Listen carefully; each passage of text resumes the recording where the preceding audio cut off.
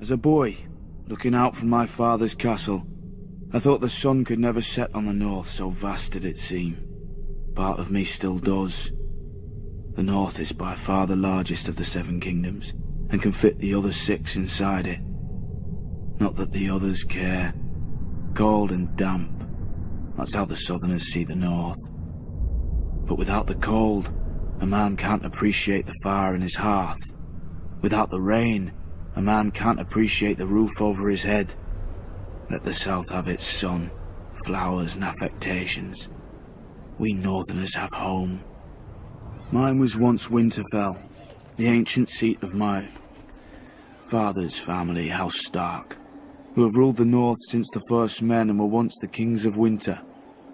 Growing up, Lady Catelyn made sure I knew I wasn't a Stark, no matter how much blood I shared with her true-born children. But where their name rules over the north, mine is the north.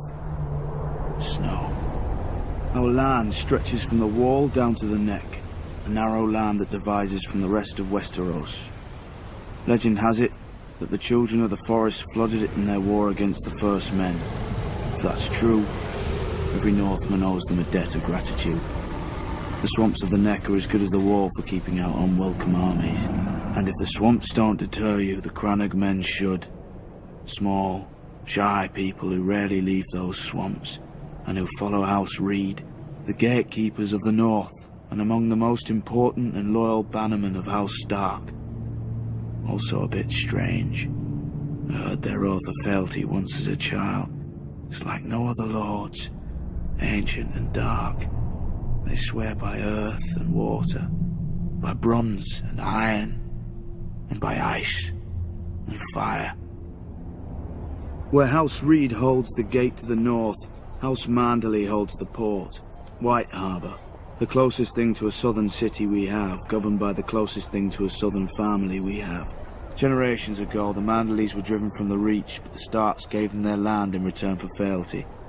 Now White Harbour is the richest city of the north, and the Manderleys the richest family.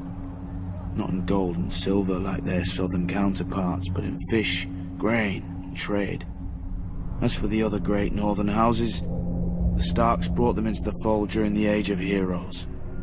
A Stark wrestled an Ironborn for Bear Island and gave it to the Mormonts. A Stark granted a keep and land to a younger son, Carlon, in return for putting down a rebellion.